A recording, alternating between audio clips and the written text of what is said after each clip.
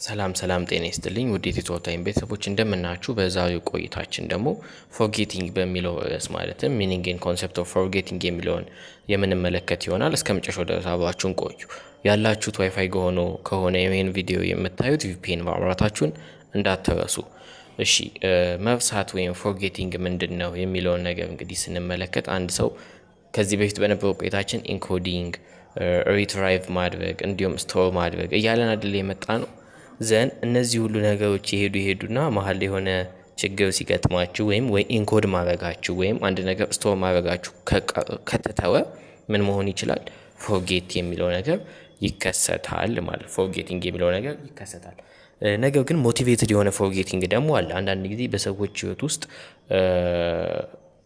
መርሳት ያለብን ወይም ደግሞ የሆነ ችግር የሚፈጥሩብን ሁኔታዎች አሉ። ይህን ከዚህ በታች በደንብ የምንመለከተው ይሆናል። ሳይኮሎጂስቶች ሞቲቬትድ ለርኒንግ ፎርጌቲንግ የሚሉት ነገር ምንድን ነው የሚለውን ነገር ግን ቀስ በቀስ እስቲ የተጻፈልን ነገር እያነበብን ስንመጣ since our brain will be overexposed to various information daily the tendency to remember ዲክሪስዝ ይለናል። እንግዲህ ጭንቅላቶቻችን ወይም ብሬናችን ለብዙ መረጃዎች ኤክስፖዝ ይሆናል፣ በየቀኑ ይጋለጣል ኢን ዴይሊ ላይፋችን። ስለዚህ ሪሜምበር ነገራችንም ደግሞ ቀን ሙሉ ያየነው ነገር እናስታውሳለን ማለት አይደለም። ሴንስ ኦርጋን የገባ ነገር ሁሉ ምን አይልም ስቶር አይሆንም። ዘን ኢን ሎንግ ተርም ሜሞሪ ምን አይልም አይመጣም። ስለዚህ ቀስ በቀስ ምን እያደረግን እንመጣለን? ፎርጌት እያደረግን እንመጣለን ማለት ነው። Due to this, we may forget the names of individuals, the names of place, the names of blah blah blah. ስለ ብዙ ነገሮች ምን ልናደርግ እንችላለን? እንረሳለን። ይህ ነገር ጤናማ ነው አይደለም። ከዚህ በፊታችን እናየዋለን። ስለዚህ ፎርጌቲንግ ማለት refers to the apparent loss of information already encoded and stored in the long term memory. in the long term memoryያችን ላይ ኢንኮድ ያደረግናቸውን ወይም ደግሞ ስቶርድ ያደረግናቸውን ነገር አፓረንትሊ ወጥ በሆነ መልኩ ምን ስታደርጉ ሉስ ስታደርጉት ያንን ፎርጌቲንግ ትሉታላችሁ ማለት ነው። ቲዮሪስ ኦፍ ፎርጌቲንግን ደግሞ እንመልከት። እንግዲህ በቲዮሪ ጉዳይ ማለትም በፎርጌቲንግ ጉዳይ የተለያዩ ቲዮሪዎች ተነስተዋል፣ ወይ የተለያዩ ጽንሰ ሀሳቦች ተነስተዋል። ከዚህ በፊት በነበረን ቆይታ ላይ ኢምቢንገስ የተባለ ሰው የሰራውን ጥናት አይተን ነበር አይደለ? ዩሼፕ እያልን ያስቀመጥነው ሀሳብ ማለት ወይም የሴሪያል ፖዚሽን ኢፌክት ላይ ማለትም አንድ ሰው የመጀመሪያና የመጨረሻው ምን ይላል ቤስት ሪሜምበር አለው የመሀሉን ግን ይበሳዋል በሚለው ላይ ማለት ነው። ይህ ሰውዬ ጥናቱን ራሱ ያጠና በተለያዩ ቃላቶች ምን የሚል ሀሳብ ነበረው? ከሰራ በኋላ ለ9 ሰዓታት ቆይቶ ሲደጋግመው የተሻለ ቤስት ሪሜምበር ነበረው። ወዲያው ግን ረስቶት ነበር።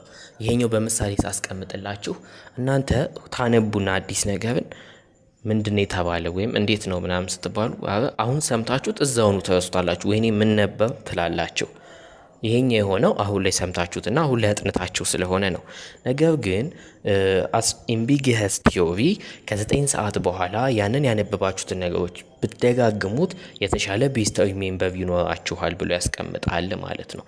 ይሄኛው ሀሳብ አለ። ቲዮሪውን አንድ በአንድ እንመልከት። አንደኛው ዲኬይ ቲዮሪ ነው። ዲኬይ ማለት እንግዲህ መበስበስ፣ ቀስ በቀስ መጥፋት፣ ዲሊት ማድረግ በሉት። እሱኛው ነው ዲኬይ የምንለው ሀሳብ። ሚሞሪ ትሬስ ፌድ ዊዝ ታይም ኢፍ ዘይ አር ኖት አክሰስድ ናው ኤንድ ዘን። መረጃዎችን አሁንና በተከታታይ አክሰስድ እያደረጋችሁ ካልመጣችሁ ቀስ በቀስ ምን እየሆነ ይመጣል? ፌድ እያደረገ ይመጣል። ማለትም ዲኬይ እየሆነ እየተበላሸ ይመጣል ማለት ነው። ዲዩቱ ዋት ከተባለ ዲዩቱ ሲምፕል ፓሴጅ ኦፍ ታይም። ወዲያው ምን እያላችሁ ትመጣላችሁ? ፎርጌት እያጋችሁ ትመጣላችሁ ነው። አንድ ነገር መደጋገም አለባችሁ። የሆነ ሰዓት ላይ ያያችሁትን ነገር ወይ የሆነ አዲስና አይኮኒክ የሆነ ኢቨንት እስካልሆነ ድረስ የሆነ ሰዓት ላይ ያያችሁትን ነገር ካልደጋገማችሁ ቶሎ ዲኬይ እየሆነ ይመጣል ማለት ነው። ይሄኛው ዲኬይ እንለዋለን። ሌላው ደግሞ ኢንተርፈረንስ ነው። ኢንተርፈረንስ ማለት ጣልቃ መግባት ወይም ደግሞ ሲሚላሪቲ በሚለው ያዙት። ፎርጌቲንግ ኦከር ዲዩ ቱ ፓርቲኩላር ሜሞሪ ኢንተርፈረንስ ዊዝ ዘ ሪትራይቫል ኦፍ ዘ አዘር ሜሞሪ። ከዚህ በፊት የነበራችሁ እውቀትና አሁን ላይ ያላችሁ እውቀት አንድ በአንድ ሲሚላሪቲ ሆኖ ሲጋጭባችሁ ምን ይመጣል? ኢንተርፈረንስ የሚባለው ሀሳብ አለ። ኢንተርፈረንስ ደግሞ መጣ ማለት ተረሳላችሁ ማለት ነው። ምን ማለት ነው? because similar items of information interfere with one another ነው። አንዱ መረጃ ከአንዱ መረጃ ጋር ተመሳሳይ መስሏችሁ ጀነራላይዝ ስታደርጉት ያለው ነገር እዚህ ውስጥ ይካተታል። ይህኛው ውስጥም ለሁለት ተከፍሎ ቱ ታይፕ ተብሎ የሚጠቀሱ ነገሮች አሉት። አንደኛው ፕሮአክቲቭ ኢንተርፈረንስ ሲሆን ሁለተኛው ሪትሮአክቲቭ ኢንተርፈረንስ ነው። ፕሮአክቲቭ የምንለው ኦልድ ሚሞሪስ ኢንተርፈር ዊዝ ኒው ሚሞሪስ ነው። ከዚህ በፊት የምታውቋቸው እውቀቶች አሁን ላይ ካወቃችሁት አዲስ እውቀት ጋር ተጋጅተው እንድትረሱት ሊያደርጓችሁ ይችላሉ። ማለትም ከዚህ በፊት የሆነን ትምህርት የተማረ ሰው ዛሬ ላይ ከተማረው ጋር ሲመሳሰልበት የዛሬውን ከበፊት ከተማረው ጋር ጀነራላይዝ ያድርገው ሲሚላር ያደርገውና አሁን ላይ የተማረውን ትምህርት ይረሳዋል። ያኔ ምን እንለዋለን? ፕሮአክቲቭ ነው። ኦልዱ አዲሱን ምን ሲል ኢንተርፈር አድርጎ ሲጋጭ።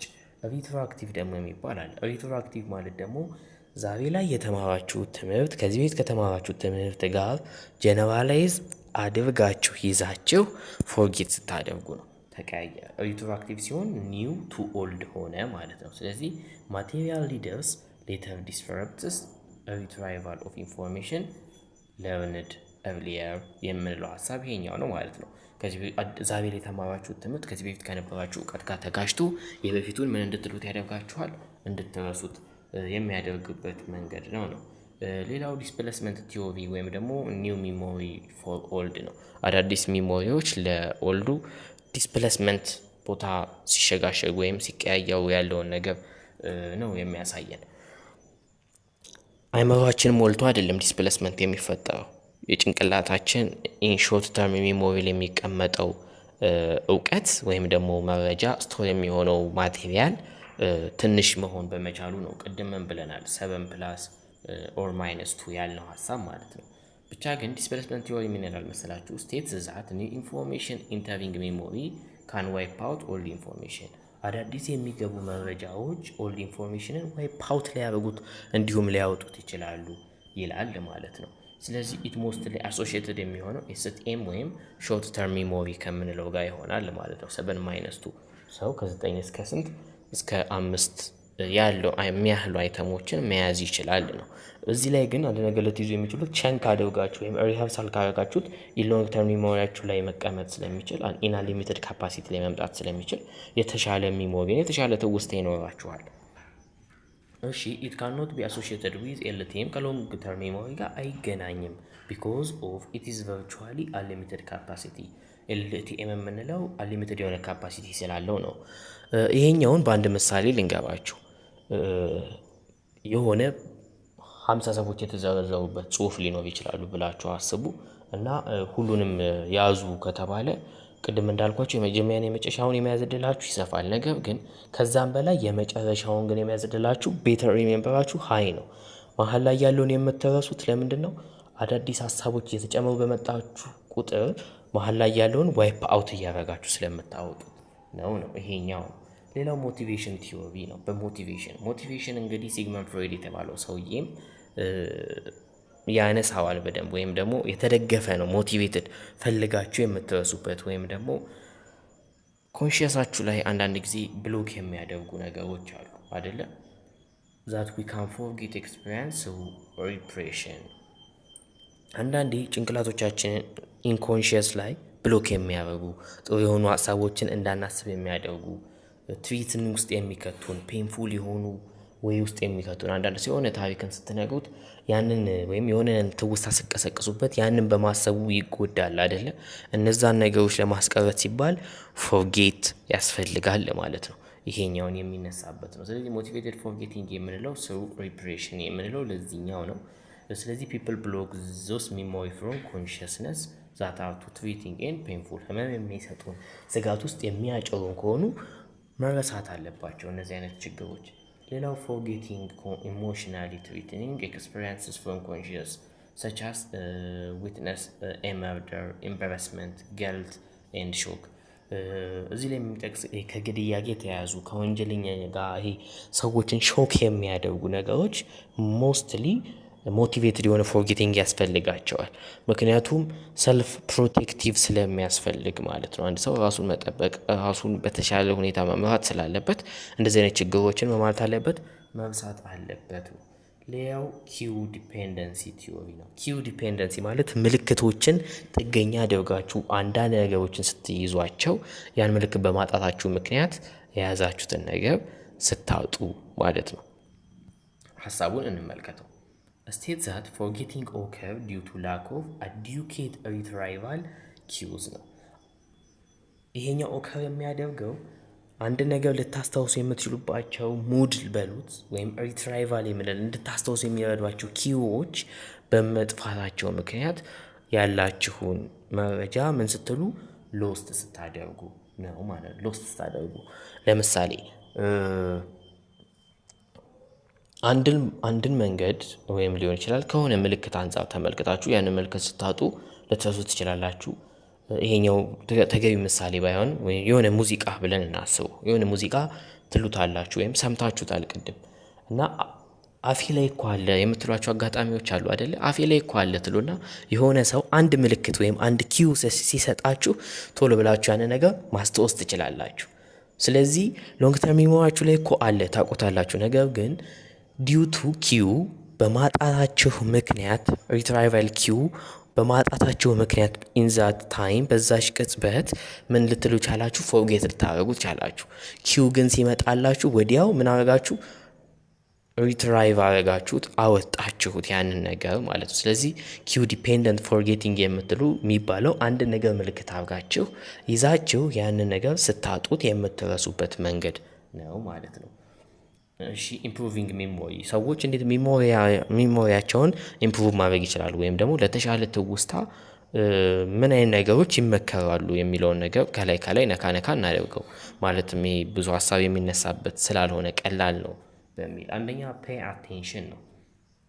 ፔይ አቴንሽን ማለት ትኩረት ሰጥቶ አንድ ነገር መከታተል ነው። ቢ ኮንሺየስ ንቃተ ህሊና ላይ መሆን ወይም ፔይ አቴንሽን ነው። then the encoded the information in the first place መጀመሪያ ላይ አንድ ኢንፎርሜሽን ጌዘር ስታደርጉ ሰው ሴንስ ኦርጋናችሁ ሲገባ ስቲሙሊ ዲቴክት ሲደረግ ሴሌክቲቭ የሆነ ፐርሰፕሽን አለ አይደለ?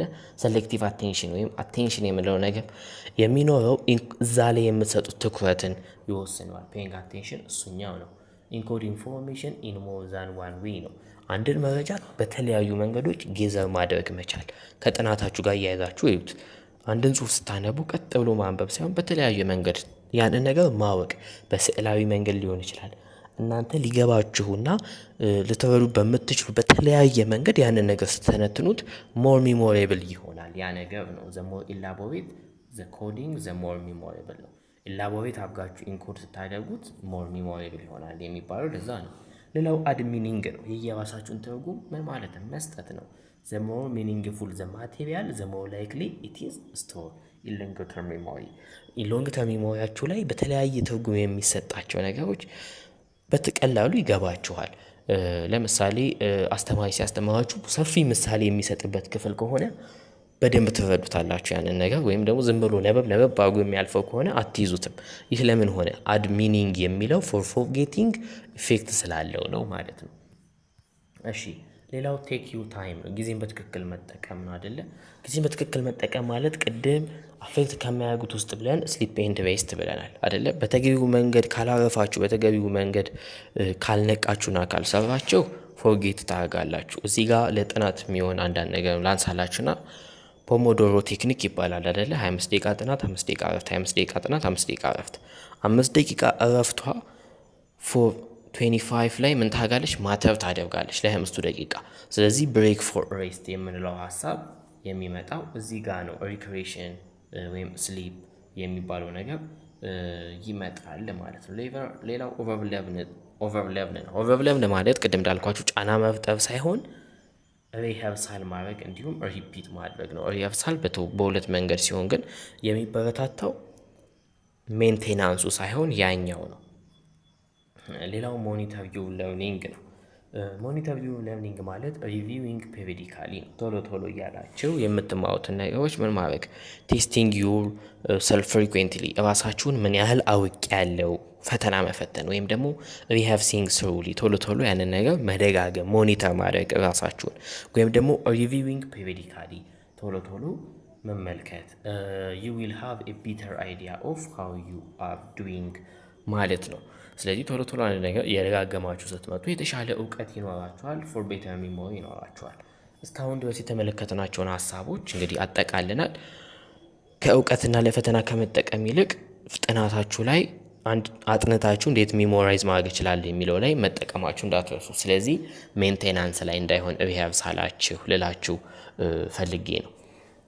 እሺ ለዛሬ የነበረን ቆይታ እዚህ ጋር እናጠቃልና በቀጣይ በዩኒት 5 ሳይኮሎጂ የምንገናኝ ይሆናል። አሪፍ የሆነ ቆይታ እንደነበረን ተስፋ አደርጋለሁ። ከወደዳችሁት እንዲሁም እስካሁን ድረስ ከቆያችሁ ላይክ፣ ሼር፣ ሰብስክራይብ ማድረጋችሁ እንዳትረሱ። እንዲሁም በቀጣይ ስትገቡ ቪፒኤን ላይ አድርጋችሁ መመልከታችሁን እንዳትረሱ። ለሌሎች ተማሪ ሼር አድርጎላቸው። አብራችሁ ስለቆያችሁ አመሰግናለሁ።